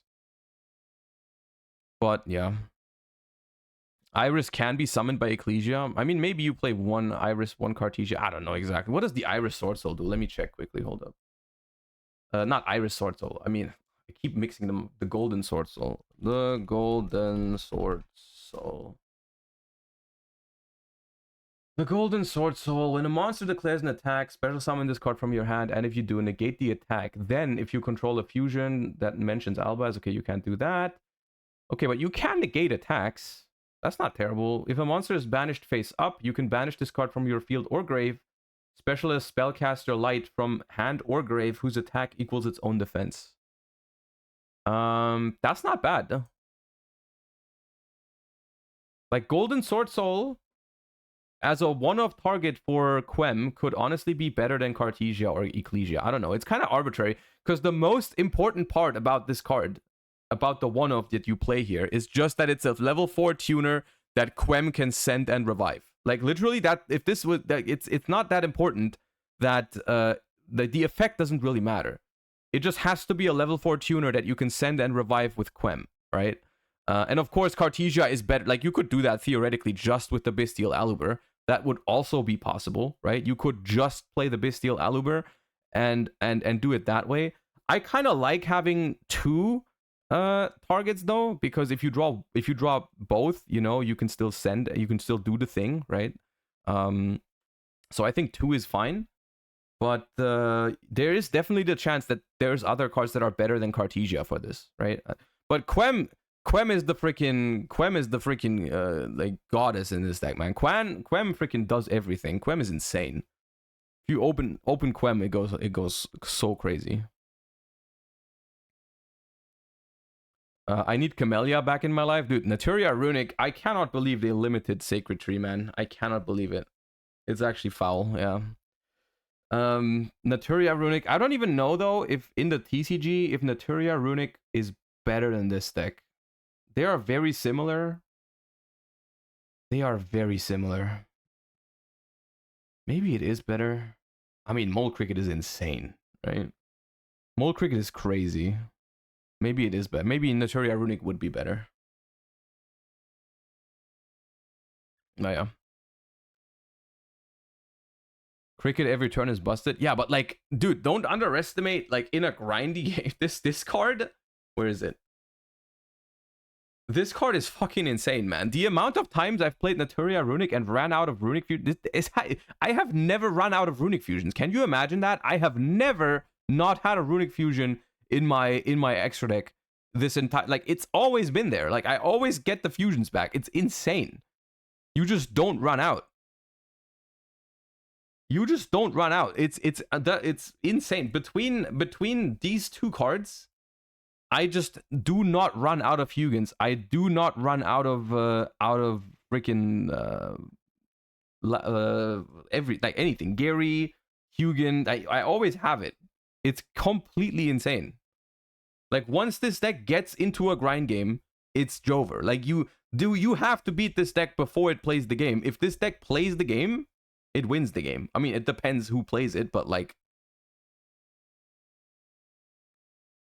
basically, if this deck reaches turn 3 in any reasonable board state, which is like the main goal of all the cards in your deck, if you reach turn 3 in any reasonable board state, I don't think I've lost a single game that's went that far.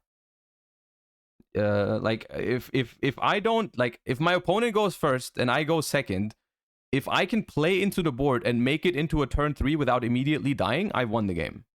Every time. And that, I think that is the real beauty of this deck. Because there's like so many decks in this format that go second and they kind of break a board, but they can't really follow up through it because all the decks have crazy follow-up, right? Like, you can break the entire freaking Rescue Ace board and they can still do it all again next turn, right? You can beat the entire Unchained board and they do it all again next turn. The only deck that can break a board and then win is this one. I feel like. You know, like, you break the board and if you set up like a Fountain and a Regained, you win from there. Like you can win from there. You don't always win, but like I always won if I got there. But yeah, the deck's been wonderful. Would you say this is the closest to a control deck that we have right now? Runic? Yeah. Yeah, Runic is the closest to control that we have, which is probably why I enjoy it that much.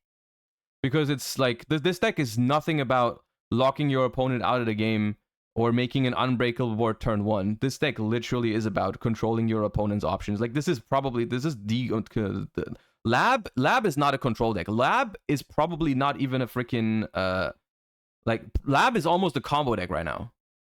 Like the freaking Arias Kuklok Lab list, the Ryan Yu list, that shit's a combo deck. Like that shit's a combo deck that just goes first, sets up a big welcome. You either ash that shit or you lose because the card advantage that deck has is just insane. So yeah, I do think this is the closest deck that we've had in a long time to control. Simply similar to how like Runic Sprite was a control deck too. But this deck's like even more control-y than Runic Sprite. But yeah, this is probably why I enjoy it that much. But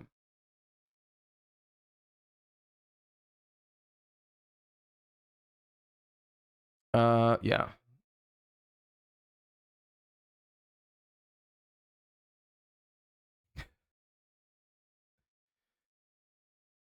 Is this the best Runic variant? The best one that I know of, yeah. The best one that I know of. I mean, the thing about Runics is I think that the possibilities with Runics are very, very wide, and even I have not like you ask that question. Ask Dinkabui that question. Don't ask me. Dinkabui is the creator of all the freaking good Runic decks, anyways. Like freaking Dinkabui freaking invents Naturia Runic. And I just copy homework to win Master Duel Worlds with it. Dinkabui plays this deck at Worlds, and I copy homework and take it on the Friday of YCS Bologna. Like freaking, when it comes to innovating Runic, I think Dinkabui, he made Fur Hire too. Like goddamn, and I copied that homework too and top German nationals with it. Like I'm really good at playing Fur Hire decks. I'm really good at playing Runic decks. But I think currently. And that's probably a time and motivation issue, but I haven't innovated those decks, right? Like I haven't innovated the Runic decks. The Naturia Runic deck is not for me. The Naturia for Hire deck, the Runic for Hire deck's not for me. This deck is not for me. I just play them really well. I'm very good with those decks when I play them, but I haven't made them, right? And so like you know what? Like, I'm not gonna say this is the best possible Runic deck because what the hell happens if Dinkabui sits down and builds another Runic deck? I can only imagine. But I'll be here and I'll play it. I'll tell you that much. But yeah, the deck was wonderful.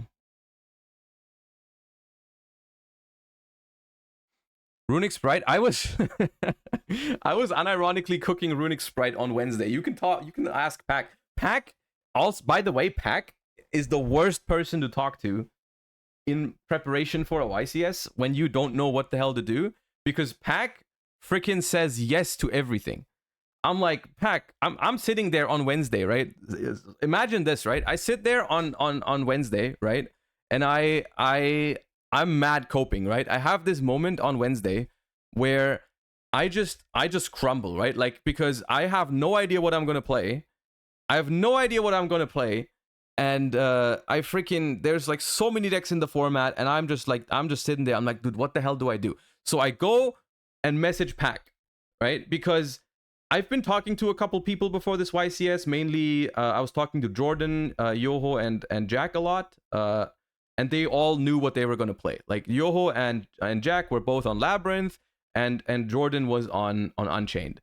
And so I'm literally in the chat. I'm literally in the group chat with 3 other people that all know what to play, are comfortable with their decks, and I'm in there like, yo, what about Runic Sprite? And they're like, shut up, man. We're playing Lab or Unchained, you know? And I'm like, god damn it. Okay, I can't cope in this chat. I cannot cope in this chat. Literally, Quantal made fun of me when I told him on Friday I was gonna play Runic Bestial. But anyways. So I'm like, okay, those are not gonna help me cope, right? Those are not gonna help me cope. So I'm gonna go message Pack, and I'm like, yo, Pack, what about Runic Sprite? And Pack's like, go for it. And then I'm like, what about Vanquish Soul? And Pack's like, do it. You can play whatever you want. Play whatever you want. Anything works in this format. You know, I'm like, God damn it. You can't say yes to everything I say because I'm sitting there mad coping, and you just throw more like freaking you know, oil in the freaking fire, and he's like, you know, play that, do that. You weren't wrong though, to be fair, you know, like I did play whatever I wanted.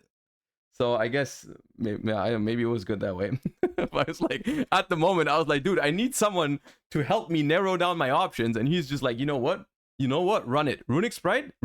Do it. Run Runic Sprite. Oh, man. Should have asked Herman and ended up on Volcanic. I mean, I've said it earlier.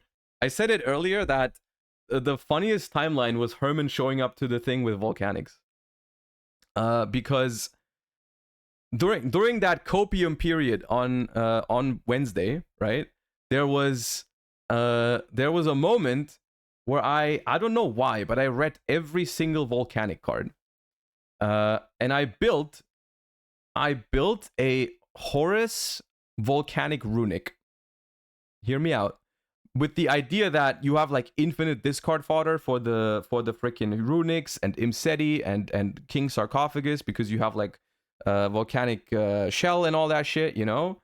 And I built that. I'm mad coping. I am mad coping in that moment because I'm like, dude, I don't have a battle phase with the Runics, but I can just pop their board with Scattershot.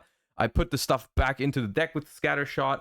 I can see if I still have it or if I deleted it in my delirium. But like, you know, I cooked that, right? I cooked that deck up, and freaking and I just needed someone to tell me to stop, you know? Like, and no one did. No one. Everyone just gassed me. It's it's still my default deck on DB. Hold up. So funny. Oh man. Look at that. Look at that. Oh my god, it's broken, dude. It is broken. Ah, god, dude. And so the funniest shit, okay? I don't think it works, okay? I don't think it works because I built this and I looked at it and I did not even play a single game with it because I was like, there's no shot that's gonna happen. I basically, because no one else did it, right? I basically slapped myself on the wrist and I was like, dude, stop, wake up, you know, play a real deck, you know? But what I did do after this, right? After I had this mad coping session on Wednesday, right?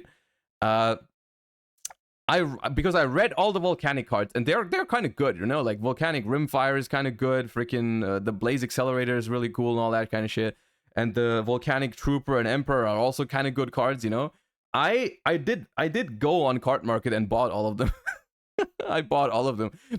I knew they weren't gonna arrive in time for Bologna anyways, and I didn't want to play it for Bologna, but I was like, those cards are kind of good. Maybe at some point, you know, maybe at some point I will. And so I bought all of them, and then freaking Friday, right? I'm sitting there deciding between decks, and then Herman walks through the venue all happy and just tells me he's playing freaking 60 card Volcanic Fire Kings. Now that is so funny. You will not guess which cards I ordered 2 days ago because I thought they were kind of good. It was so funny because he's like, I'm running Volcanics, and I freaking I lost it. I was like, that is so funny. Because he played this, right? Where is it? He played this, which is, you know, not that far off. Not that far off. Did Herman top? He did not top. He ended 5-3. But I will say, the most insane thing that happened to Herman all weekend, the most insane thing that happened all weekend, I think statistically, honestly, I want someone with a lot of time on their hands and a freaking math degree to calculate the odds of what happened to Herman. Because what happened in his feature match in game 3, he played against Tier and they went into time, and his opponent against the Volcanic deck, right? In time, his opponent goes activate, I think it was Kelbeck and Agido in time, and when Herman's deck, check this out. Herman's deck has 3 scatter shots, 3 rimfires, and 3 Blaze Excella reload, which basically burns for 1500 because it sends all 3 scatter shots to the graveyard, right? So that's 9 copies of scatter shot, and 3 out of those 9 copies, send triple scatter shot, right? So the opponent sits there with the Tearlament deck, has 1 scatter shot in the deck. Herman sits there with 9 scatter shots in the deck. Opponent goes Kelbeck and Agido, so he mills 10 cards, and he ends up on top with life points because the Tier player mills a scatter shot, Herman mills only 1 scatter shot, and the Tearlament player also mills a shuffler so that he can go sprint and shuffler back the scatter shot. Can we talk about that? I want to know the odds of that shit. There is no way. Like, actually, let me rewatch that. Let me rewatch that real quick because I don't remember the exact situation. Let me pull up the thing. That's because the way I told that just now, I'm like, there's no way that happened, but I think it did. Hold up. I have to see that. I think that was feature match round 3. Yeah, that was feature match round 3. Hold up. I need to check that out again. Or like round 4, I don't remember. Round 3. Yeah, here it is. Okay, hold up. I would be so tilted, man. That's crazy. Oh god. Well, yeah, but that was the Volcanic story for me as well. Like I thought it was so funny that Herman just played that deck, and I think it's a cool deck. And ironically, I think the Volcanic cards, if someone puts some time into it, I mean, Herman already did put some time into it, and the deck didn't perform bad for him, 5-3, with that being one of the losses, I think is impressive. And keep in mind, I mean, Fire does get some more support too, like, Promethean Princess, the new Snake Eyes stuff, and all that kind of stuff. That's why I picked up the cards, but I don't want to insert copium into you guys. I'm not trying to, like, manipulate the freaking market or anything like that. I just thought the cards were cool, and I thought it was funny that Herman literally played the deck that I theoried up like a couple days before. I just had runic cards in it, but yeah. Herman would have lost anyways, doesn't matter the imperm. No, if he keeps imperm for sprint. If he keeps imperm for sprint, it's a draw, no? Because if the Beatrice resolves, sends scatter shot, and then he just imperms the freaking sprint, and there's no way to prevent that. And then I guess maybe the Tier deck can mill sprint, can mill the scatter shot again anyways, maybe, because he can't make sprint protected by SP because SP points left and right. SP points left and right, and it's in the extra monster zone. So where do you summon sprint? You have to link off the SP. The SP's gone. So, like, he can't dodge that imperm, but he would have to like mill more cards. Like, he would have to send scatter shot with sprint, and then shuffle it back with Keldo or Mudora, and then somehow mill it again. But I don't know if he could, because I think he was done with everything. Like, he's done everything. He's done Tier Cash, Sharon, Agido, Kelbeck, Foolish, Beatrice, sprint. I don't think he has another way. Dark first, then SP under. Well, but that's not what they did. That's not what they did. They went for the SP is in the extra monster zone. That happened before the imperm, right? Before Herman had any options, right? Before Herman had any sort of agency in the game, the SP was already there, right? So yeah, if he keeps the imperm, he probably ties. But even a tie, that's the point. Even without the misplay of the imperm, even a tie is outrageous if you're playing 9 scatter shots and your opponent goes Kelbeck Agido. Like that's you are mad at the tie. Like if you tie there, that is outrageous already. But the fact that he lost is insane. That is crazy. Like that's completely messed up.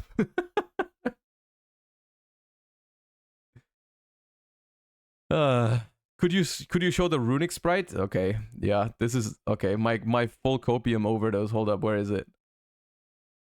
Oh, I didn't save that one. I didn't save that one. I got rid of it.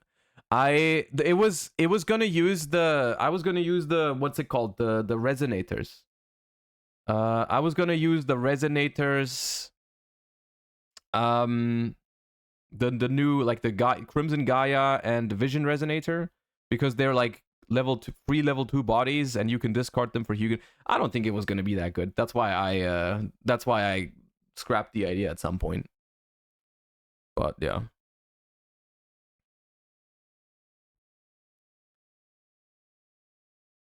Yeah.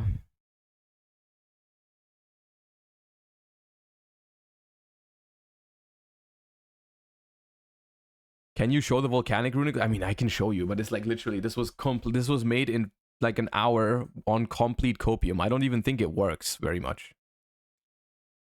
I don't even think it does anything. I didn't think it through. You know, drew the freaking blaze accelerator anyways. Page reload.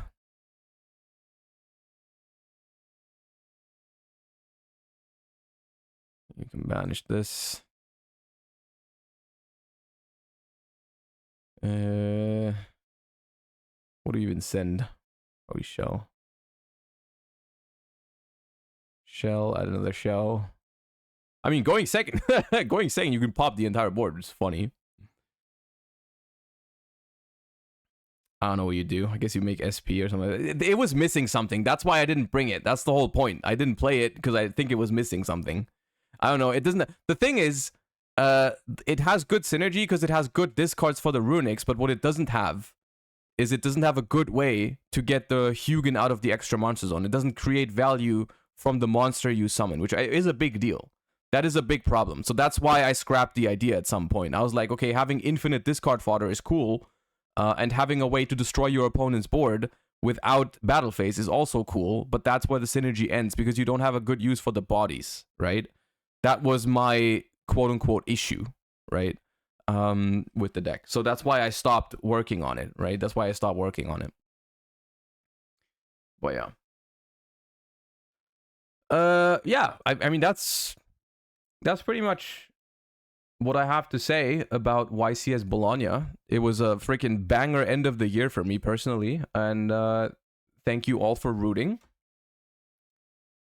And I'm excited to make more content, I guess, you know, to keep doing what I did this year, because it's been one of the best years of my life, especially Yu-Gi-Oh wise. But everything else has been great too. So, you know, thank you for being here. And thank you for making all of this possible, because I would not be able to, you know, I wouldn't be able to spend as much time playing the game if it wasn't for the streaming portion of it as well. You know, the fact that I've been able to make a living out of creating content for this game, because I mean, you cannot make a living from playing the game, I'll tell you that. I will tell you that I'm playing the game because I love it. I'm not playing the game because you know, it doesn't pay the bills to play the game. Which is, I mean, I've come to terms with it. It's fine. But just the fact, you know, that I'm still able to play the game as much as I do, right?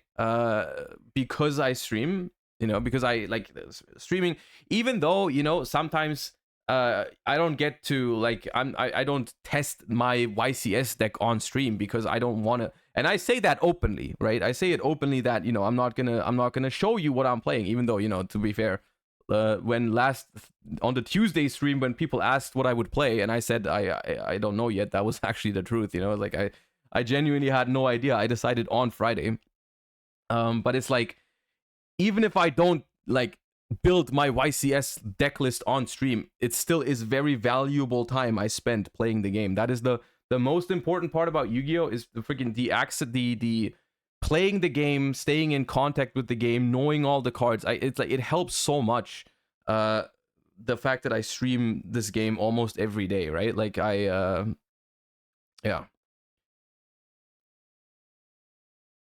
You showed your deck on stream and played it in Master Duel. I guess that is true. I did play the deck in Master Duel in like a slightly different form, yeah. But yeah. All right. I am kind of tired because I traveled the entire day yesterday, so I think we're gonna keep it a little bit shorter today. And I think I've said all the things I think I've said all the things I wanted to say. Oh yeah. Did you already tell what happened with the sleeve situation in the finals? It wasn't a big deal. It was just because Anthony always set the 4 cards of turbulence with like there was like the 4 sleeves of the turbulence thing had a damage where he touches them when he sets them from his hand from the deck. So they made him just change the sleeves off of the things. No, there was no issue. Yeah. You better not qualify for TCG World match. I'm not sure if I would go, Quantal. I'm not sure if I would go to TCG Worlds if I qualified, because like of course I would really like to try and win it. But I don't think I would let you and Emre down like that. I don't think I would. I don't think I have that in me. I think I would just play Master Duel even if I did qualify. But that is something, you know, that is an issue that I hopefully, or like, not hopefully, but like, it's an issue that it's a very first world problem to think about, you know. Like I would probably just play Master Duel with you guys, and then if we ever, you know, Copium, if I guess if we don't win, I could still try for TCG Worlds the year after, you know. But I think going for the back-to-back would be fire anyways, you know. So my brother Emre is so nice. Emre is the best, yeah.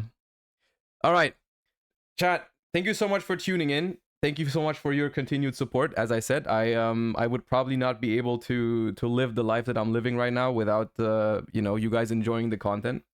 And thank you for everyone who, you know, asked for a photo at the YCS, asked for an autograph. It was nice meeting all of you. Thank you. A lot of people came up and said very kind things.